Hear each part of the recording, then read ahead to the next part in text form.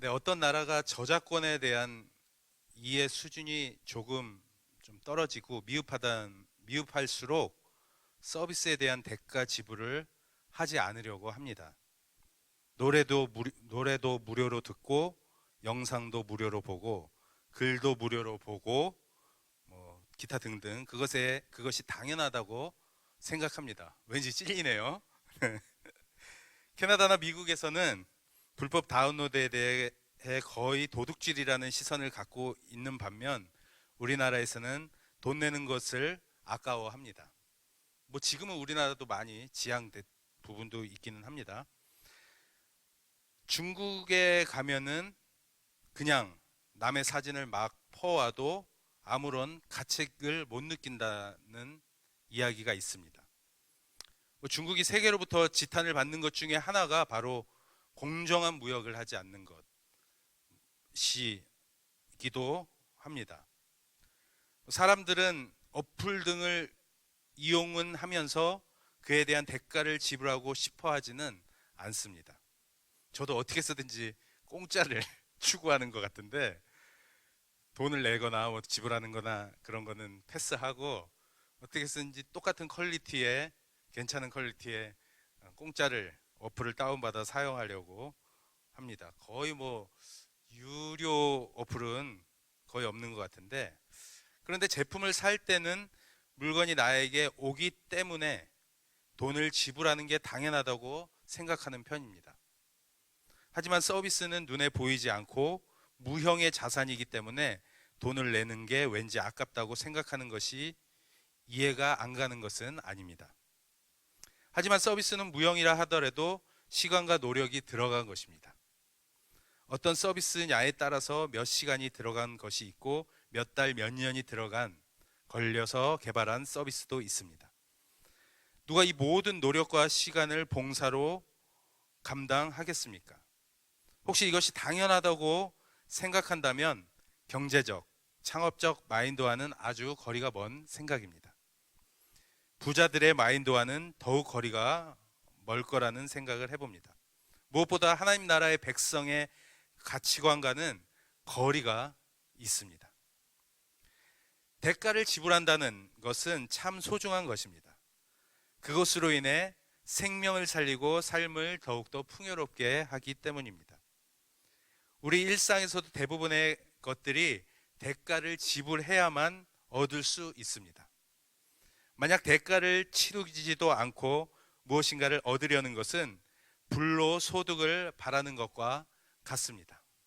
요즘 사회적 문제가 되는 것들도 핵심을 보면은 결국은 불로소득, 이 시대 리더들이, 이 시대의 특권층들이 누리는 그런 불로소득으로 인해서 벌어지는 그런 갈등과 그런 안타까운 일이 계속해서 벌어지고 있습니다. 오늘 아브라함은 땅에 대한 대가를 지불합니다. 사라가 127세에 하나님의 품에 안기게 됩니다. 사라는 정말 믿음의 조상, 열국의 어머니답게도 성경의 전체를 봐서 제가 알기로는 여성이 죽는 그 시간을, 나이를 계산하는 그것이 유일하게 사라입니다. 그만큼 사라는 중요한 존재이고 열국의 어머니이고 하나님 나라에서 뺄래야 뺄 수 없는 아주 소중한 존재입니다. 근데 거기서 제가 더 눈여겨볼 것은 2절에 보면은 아브라함이 사라가 죽은 이후에 슬퍼합니다. 애통해합니다. 사라가 127세면은 사라보다 10살 많은 아브라함이기 때문에 그 당시 나이 많으신 어르신 137세가 됩니다. 137세. 수십 년 동안 살았던 그 할머니 할아버지였지만 자신의 아내가 죽었을 때 그는 슬피 애통하는 모습을 보면서 저도 내 마음 가운데 왠지 찔림이 있는 거고 이 시대의 경종을 울리는 것을 오늘 성경 말씀을 통해서 보게 됩니다. 세상 사람들은 이야기합니다. 결혼하면 한 10년, 20년이 지나면 그냥 의리로 사는 거다. 뭐 이런 얘기도 저도 많이 들었는데 아내의 손 잡을 때도, 아내를 끌어안을 때도 허락받고 뭐 끌어안고 포옹을 해야 된다, 뭐 이런 얘기도 하는 사람 제가 들었는데, 하여간 대다수의 세상 사람들이 의리로 산다고 이야기합니다. 의리. 뭐 김보성이 왔다가 울고 갈 정도로 의리로 산다고. 예전에 사랑이었지만 점점점 시간이 지나서 그게 무뎌져서 의리로 산다고 얘기하는 것처럼, 사랑은 어디로 가고 본질은 흐려지고 의리만이 남는 그런 부부간의 안타까운 세태가 지금의 현실인 것 같습니다. 근데 아브라함은 137세, 127세 사라가 죽었는데도 애통해하며 정말 슬퍼합니다. 아니, 이게 어쩌면 당연한 것이죠. 당연한 것이 당연하지 않는 시대를 살아가고 있는 우리기에 어찌 보면은 좀 고귀하게 보이는 것이 사실입니다. 당연히 우리가 마땅히 이렇게 해야 되겠고, 여러분들도 나중에 시집을 가고 장가를 갈 때 이렇게 또 한복을 입겠죠. 그렇게 사랑함으로 하나님 안에서 가정을 이루어서 인생 끝날 그날까지, 하나님 만날 그날까지 끝까지 사랑하고 정말 먼저 떠나는 아내와 남편, 그를 바라보며 아브라함과 같이 애통해하며 마음 아파하는 그런 사랑을 끝까지 간직하는 정말 저와 여러분이 되길 간절히 바랍니다. 그런 마음이 들었어요. 소망합니다. 네. 하여간 사라가 죽었을 때 이제 장사를 지내고 그의 시체를 묻어야 되는데, 하나님께서 약속하신 그 가나안 땅, 헷 족속, 히타이트 족속, 그 가나안의 대표 족속입니다. 헷 족속은 그들에게 가서 매장지를 원한다고 이야기합니다. 근데 그 당시에 아브라함은 존경받는 자였기에 그냥 내어드립니다. 이곳에서 당신의, 내 주여, 당신의 아내를 여기서 장사를 치루옵소서, 이렇게 얘기합니다. 근데 아브라함은 어떻게 된 건지 3번에 걸쳐서 됐습니다, 내가 값을 지불하겠습니다, 그 대가를 지불하겠습니다라고 계속해서 이야기합니다. 이건 어떻게 보면은 그 나라 문화는 제가 정확하게 알 수 없으나 우리 문화랑은 좀 안 맞습니다. 우리는 무엇인가 선한 의도로 누군가 베풀어 줄 때, 나에게 이 추석을 맞이해서 어른들이 여러분들에게 용돈을 준다고 한번 생각해 보십시오. 그럼 여러분들이 거절할 때도 있죠. 너무 큰 어르신들이 줘서 내가 드려야 되는데 그 어르신이 나에게 준다는 생각에 조금은 미안한 마음에 거절을 할 때도 있습니다. 물론 저는 거의 거절을 안 합니다. 감사합니다 그러고 받지만 거절할 때도 있어요. 근데 한두 번 거절하고 말지 3번까지는 거절 안 합니다. 많이 거절해봐야 2번 거절하게 됩니다. 내가 너에게 호의를 베풀게 그랬을 때 괜찮습니다, 호의를 베풀게, 괜찮습니다. 2번을 넘어서 3번까지 아브라함은 오늘 그 호의를 거절하는 것을 봅니다. 내가 값을 지불하겠노라고 이야기합니다. 그래서 그 에브론은 땅의 주인 에브론은 어쩔 수 없이, 이거는 이 시세는, 지금 이 시대의 시세는, 이 땅의 시세는 은 400세겔이라고 이야기합니다. 기어이 그냥 받아도 될 듯한데, 그냥 받아도 문제 없잖아요. 상대가 아브라함을 존경을 하고 뭔가 아브라함에게 얻을 것이 있어서라기보다는 정말 존경하는 마음에 아브라함에게 주려고 하는 그 마음을 받으면 될 텐데, 그는 주려고 하는 사람들의 손과 마음을 무한하게 할 정도로 거절하는 아브라함의 모습을 봅니다. 거절해서 결국에는 은 400세겔, 따져보니까 한 4, 5kg 정도, 은 4, 5kg 정도 된다고 합니다. 그 당시에는 작은 액수가 아니죠. 큰 액수를 지불하고 결국은 그 땅을 사게 됩니다. 그렇다면 아브라함은 왜 공식적으로 이 땅을 그렇게 구입하였을까요? 여기서 공식적이라고 이야기할 수 있는 것은 성문에서 많은 사람들이 있는 가운데 그 땅을 구입하게 됩니다. 예전의 성문은 거기서 판결을 하게 됩니다. 법정이라고도 이야기할 수 있습니다. 1대1의 관계는 법적 효력이 없어요.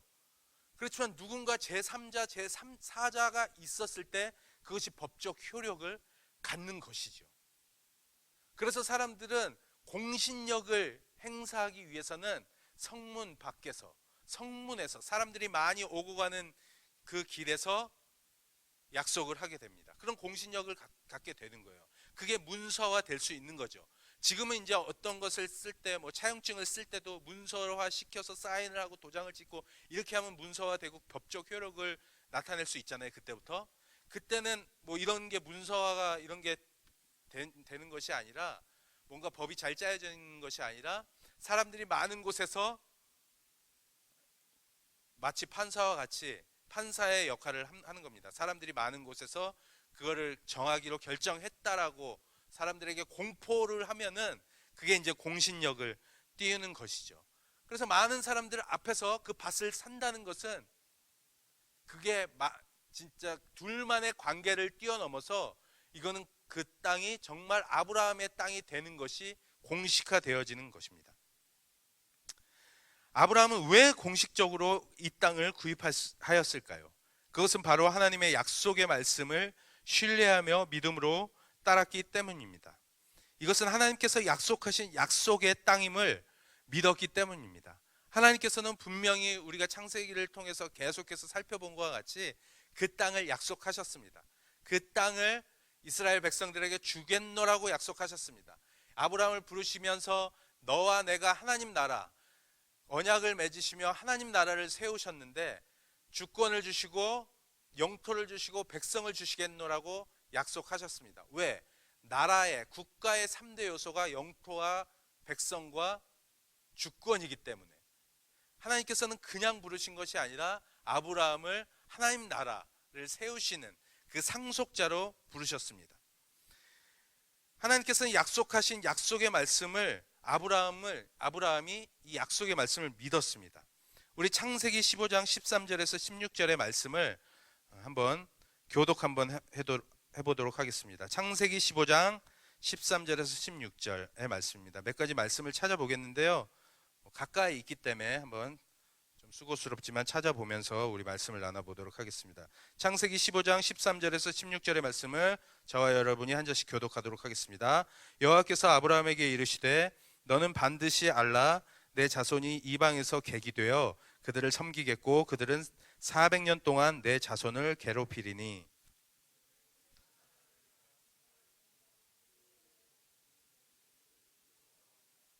너는 장수하다가 편안히 조상에게로 돌아가 장사될 것이요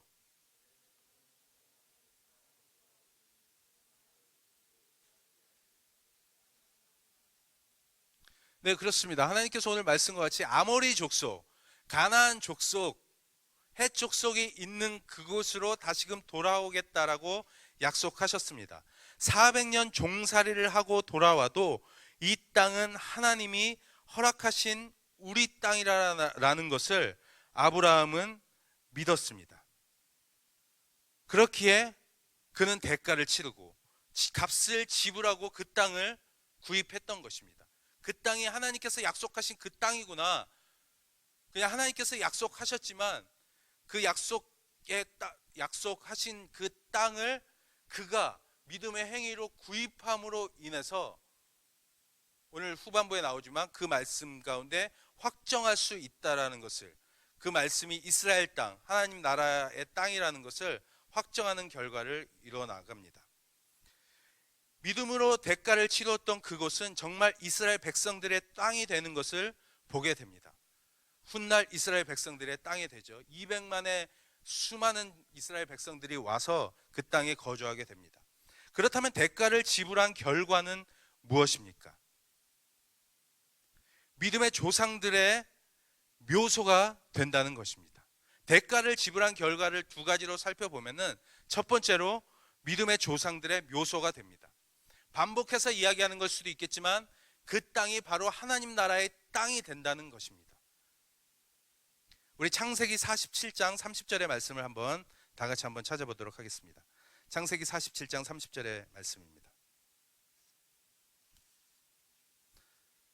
창세기 47장 30절의 말씀을 다 같이 봉독해 보도록 하겠습니다. 시작. 내가 조상들과 함께 눕거든 너는 나를 애굽에서 메어다가 조상의 묘지에 장사하라. 요셉이 이르되 내가 아버지의 말씀대로 행하리이다. 이것은 야곱이 요셉에게 부탁하는 말씀입니다. 야곱이 요셉에게 나를 애굽에서 메어다가, 애굽으로 내려간 야곱이 요셉에게 했던 말인데, 야곱을 이제 너희들이 조상의 묘지에 장사하라. 요셉이 이르되 내가 아버지의 말씀대로 행하리라 라는 말씀과 같이 야곱도 그 묘지에 묻히게 됩니다. 사라, 아브라함, 야곱도 이어서 그 묘지에 묻히게 되는 것이죠. 막벨라 굴은 두 가지의 굴이라고도 이야기할 수 있고 겹겹이 쌓여있는 굴이라고도 이야기한 뜻이 막벨라 굴입니다. 굴 속의 굴이 막벨라 굴인데 그것은 단순히 자그마한 굴이 아니라 큰 굴을 뜻하는 것이 막벨라 굴입니다. 우리 다시 한번 말씀을 찾아볼 텐데 창세기 50장 24절로 25절까지의 말씀을 찾아보도록 하겠습니다. 창세기 50장 24절로 25절까지의 말씀입니다. 창세기 50장 24절로 25절까지의 말씀을 합독하도록 하겠습니다. 요셉이 그의 형제들에게 이르되 나는 죽을 것이나 하나님이 당신들을 돌보시고 당신들을 이 땅에서 인도하여 내사 아브라함과 이삭과 야곱에게 맹세하신 땅에 이르게 하시니라 하고 요셉이 또 이스라엘 자손에게 맹세시켜 이르기를 하나님이 반드시 당신들을 돌보시리니 당신들은 여기서 내 해골을 메고 올라가겠다 하라 하였더라. 이것은 요셉이 형제들에게 권면했던 말씀입니다. 나의 해골을 출애굽할 때 짊어지고 가서 하나님께서 약속하신 땅, 아브라함이 대가를 그 지불한 땅에 묻으라는 것이죠. 막벨라 굴에 묻으라는 이야기입니다. 만약 아브라함이 막벨라 굴을 사지 않았다면, 그 대가를 지불하지 않았다면 그 소유를 주장하지 못했을 수도 있습니다. 물론 해족속이 그냥 가지라고 이야기했습니다. 그렇지만 시간이 흘러간다면 사람 마음은 어떻게 변화될 수 없고 그 시대의 전국, 시간이 흐르며 전국은 어떻게 변화될지 모르는 그 상황 속에서 나중에 그런 공신력을 띠지 않는다면 그 땅의 주인이라는 소유권을 내세울 수 없으리라는 생각을 해봅니다. 근데 그 땅의 소유권을 내세울 수 있는 것이 무엇이냐? 요셉도 그 땅에 묻고 야곱도 또 아브라함도 이삭도 그 땅에 묻을 수 있는 것, 그 땅에 묻힐 수 있는 것은 그 땅의 소유를 주장할 수 있었던 것, 아브라함이 대가를 지불했기 때문이라고도 이야기할 수 있습니다. 마지막으로 우리 출애굽기 13장 19절의 말씀을 한번 찾아보도록 하겠습니다. 출애굽기 13장 19절입니다. 이거는 모세가 백성들에게 권면하는 말씀입니다. 출애굽기 13장 19절의 말씀을 합독하도록 하겠습니다. 시작. 모세가 요셉의 유고를 가졌으니 이는 요셉이 이스라엘 자손으로 단단히 맹세하게 하여 이르기를 하나님이 반드시 너희를 찾아오시리니 너희는 내 유고를 여기서 가지고 나가라 하였음이더라. 네. 모세가 백성들에게 요셉의 유고를 들고 나가야 된다는 이야기를 하는 겁니다. 어디다 묻으려고? 결국은 막벨라 굴에 하나님께서 약속하신 그 땅에 묻으려고 장사를 지내려고 하신 말씀입니다. 다 이것이 이렇게 할 수 있는 결과가 무엇이냐? 결국은 아브라함이 그 땅을 대가를 지불하고 취하였기 때문에 이렇게 할 수 있다고 볼 수 있습니다. 또한 대가를 지불한 결과로 두 번째는 무엇이냐? 비공식화의 공식화라고 말할 수 있습니다. 하나님의 나라가 역사의 수면 위로 올라오게 된다는 것이 그 사건이 바로 아브라함이 대가를 지불한 공신력을 발휘하는 그 시점부터 비공식화의 공식화를 선포하는 것이 오늘의 말씀입니다. 저는 이 시점이 이것을 아주 중요한 요소라고 오늘 보게 됩니다. 하나님 나라는 이 시간 이후부터 공신력을 갖게 됩니다.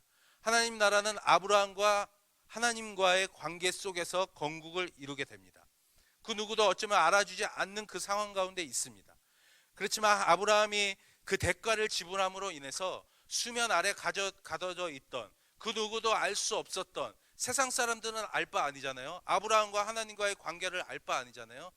근데 그거를 공식화시켰던 수면 아래에 있는 것을 하나님 나라를 수면 위로 오르게 하는 역사의 중심으로 오르게 하는 그 사건이 바로 아브라함이 막벨라 굴을 대가를 지불하고 산 것이라고 저는 여겨집니다.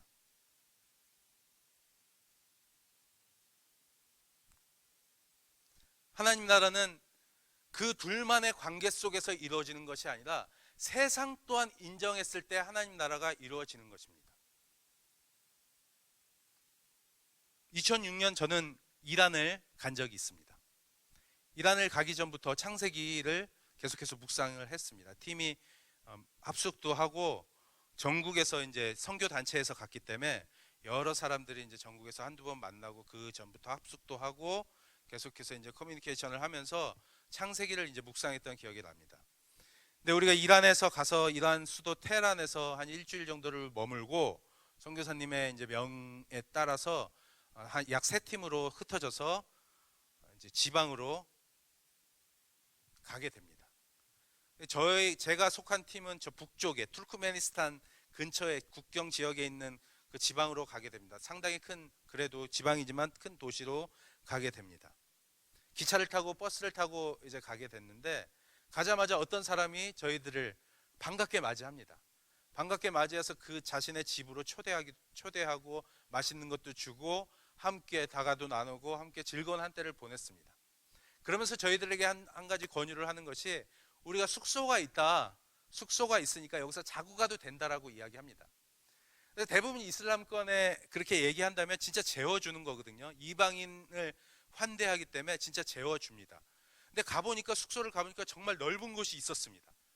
그들이 거주하는 곳에서 약 한 5분 정도 떨어진 곳에 넓은 곳이 있었습니다. 근데 알고 봤더니 돈을 요구하는 것이었습니다. 우리는 약간 당황했습니다. 아니, 지금까지 생각하기는 그냥 우리를 환대하고 여기서 잠을 자라고 이야기하는 건 줄 알았는데, 뭔가 이렇게 의사소통이 잘 한계가 있으니까 그렇게 받아들였을 수도 있는데, 하여간 우리에게 이 숙소는 얼마고 돈을 요구하는 것이었습니다. 그 당시 근데 당연히 우리가 돈을 요구하는 거에서 돈을 지불하는 수도 있겠지만 우리 마음 가운데 좀 어려움이 있었습니다. 우리는 당연히 그냥 재워주는 건 줄 알았기 때문에, 그들의 입장차가 있기 때문에.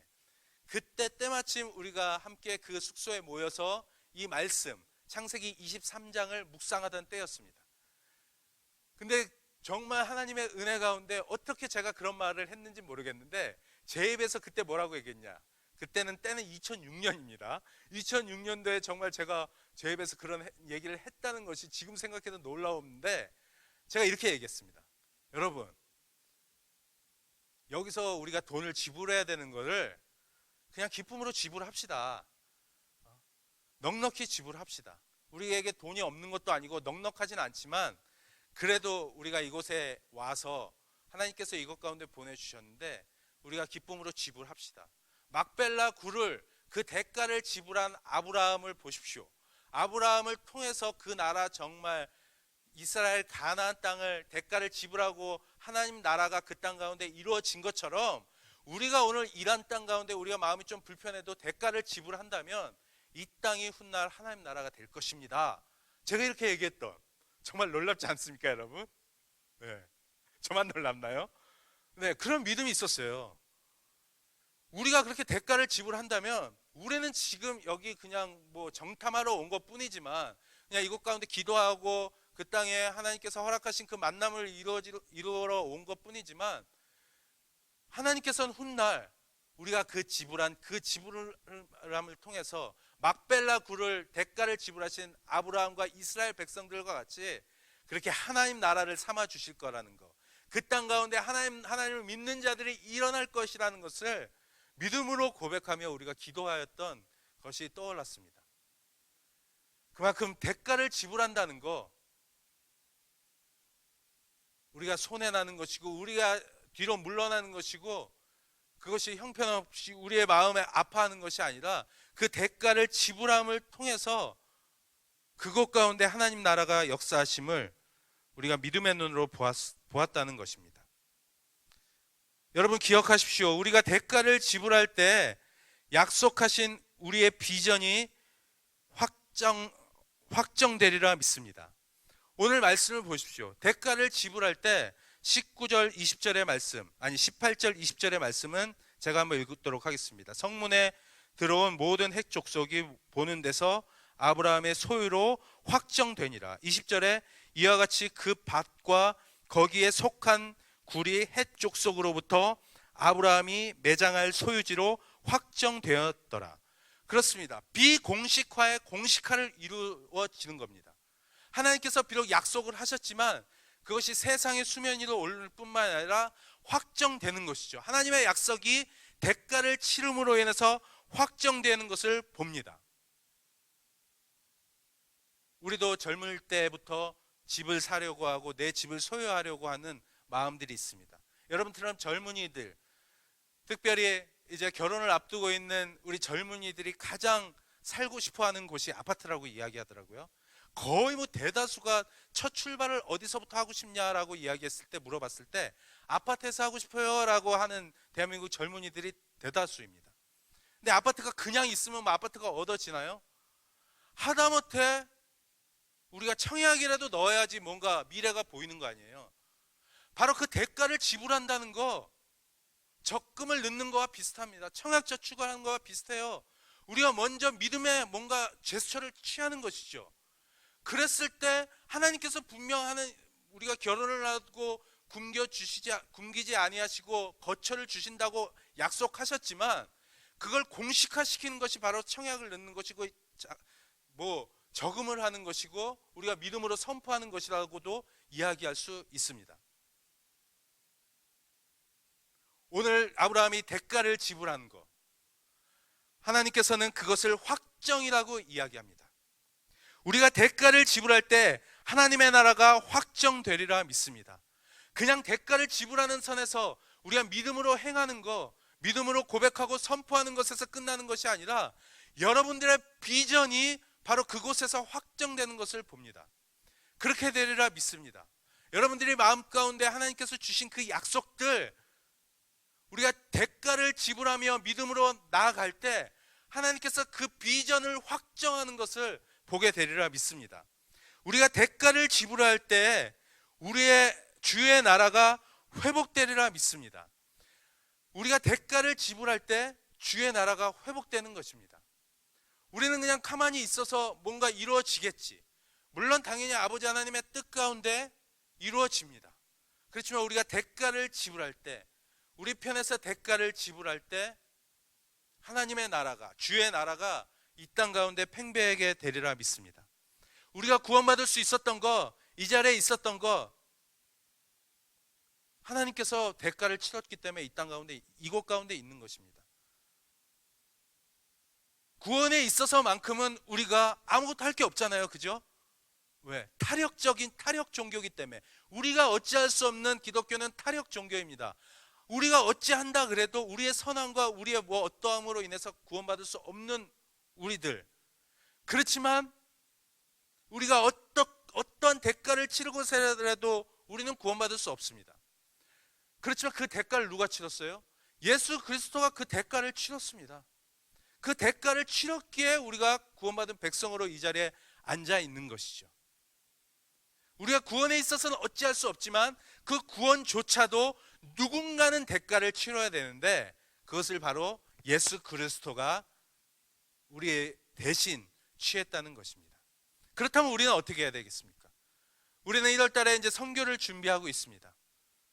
우리는 선교를 준비하고 있는데, 우리가 구원 문제에 있어서 어찌할 수 없지만 그 대가를 치르신, 목숨을 다해서 우리를 아끼지 아니하셨던 그 예수 그리스도를 세상 가운데 전하는 그 대가를 치르는 것이 바로 선교입니다. 복잡하게 생각할 수가 없어요. 하나님께서는 그걸 기뻐하시고, 우리가 구원에 있어서는 어떻게 대가를 치를 수는 없지만 나의 구원에 있어서, 누군가 구원에 있어서는 우리 또한 그들에게 기쁜 소식을 전할 수 있는 것 아닙니까?